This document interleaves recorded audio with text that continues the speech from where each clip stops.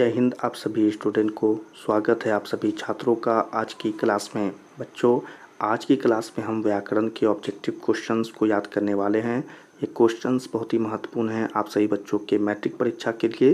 तो चलिए जल्दी से इन सारे प्रश्नों को याद करना शुरू करते हैं। पहला क्वेश्चन है बच्चों, निम्नलिखित में अघोष वर्ण कौन सा है। ठीक है, क्वेश्चन है निम्नलिखित में से अघोष वर्ण कौन सा है। ठीक है, तो इस क्वेश्चन का जो सही आंसर है और आपका आंसर जो हो जाएगा वो हो जाएगा चौ। ठीक है, तो चौ जो है वो कौन है, अघोष वर्ण है। ठीक है, याद रखेंगे। चलें अगले क्वेश्चन पर चलते हैं। अगला क्वेश्चन है श का उच्चारण स्थान है। ठीक है, क्वेश्चन है श का उच्चारण स्थान क्या है। तो इस क्वेश्चन का जो सही आंसर है बच्चों वो हो जाएगा तालु। ठीक है, याद रखना है क्या हो जाएगा आंसर। आंसर हो जाएगा तालु। श का उच्चारण स्थान क्या है, तालु है। चलिए अगले क्वेश्चन पर चलते हैं। अगला क्वेश्चन है ई का उच्चारण स्थान क्या है। क्वेश्चन है ई का उच्चारण स्थान क्या है। तो इस क्वेश्चन का भी जो आंसर है बच्चों वो हो जाएगा तालु। ठीक है, ई का भी उच्चारण स्थान क्या है, तालु है। ठीक है, तो याद रखेंगे। चलिए अगले क्वेश्चन पर चलते हैं। अगला क्वेश्चन है बच्चों, ल का उच्चारण स्थान बताएं। ठीक है, ल का उच्चारण स्थान बताएं। तो ल का उच्चारण स्थान है बच्चों दंत। ठीक है, याद रखना है इस आंसर को। और हम जो क्वेश्चन बताते हैं सभी के आंसर को याद रखना है। ठीक है, ल का उच्चारण स्थान क्या है, दंत है। ठीक है, तो याद रखना है इस आंसर को। चलिए अगले क्वेश्चन पर चलते हैं। अगला क्वेश्चन है व्यंजनों के अंत में हलंत लगने पर उसका मान होता है।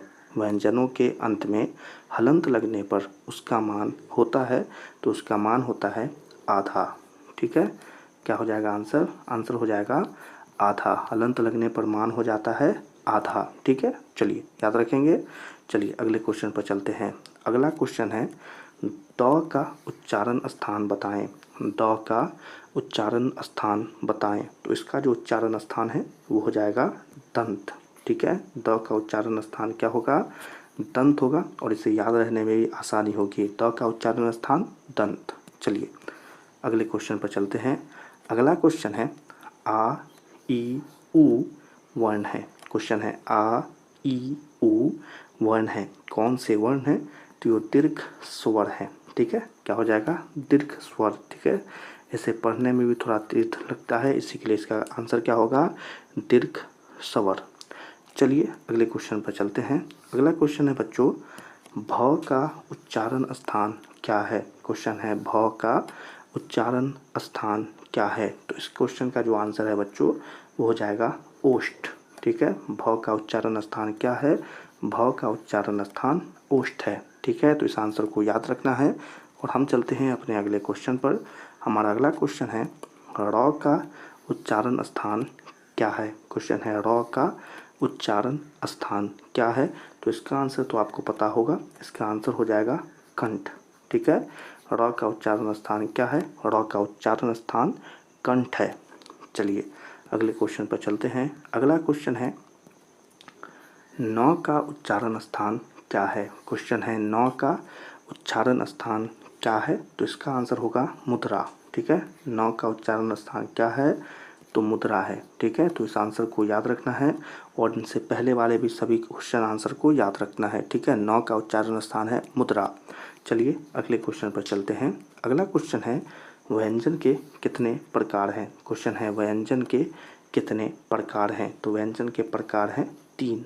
ठीक है बच्चों, क्या हो जाएगा आपका आंसर, आपका आंसर हो जाएगा 3 प्रकार हैं। व्यंजन के कितने प्रकार हैं, 3 प्रकार हैं, याद रखेंगे। चलें अगले क्वेश्चन पर चलते हैं। अगला क्वेश्चन है गौ का उच्चारण स्थान क्या है। क्वेश्चन है गौ का उच्चारण स्थान क्या है। तो गौ का उच्चारण स्थान है बच्चों कंठ। ठीक है, क्या हो जाएगा आपका आंसर, आपका आंसर हो जाएगा कंठ। ठीक है, याद रखेंगे, एकदम सही आंसर हो जाएगा कंठ।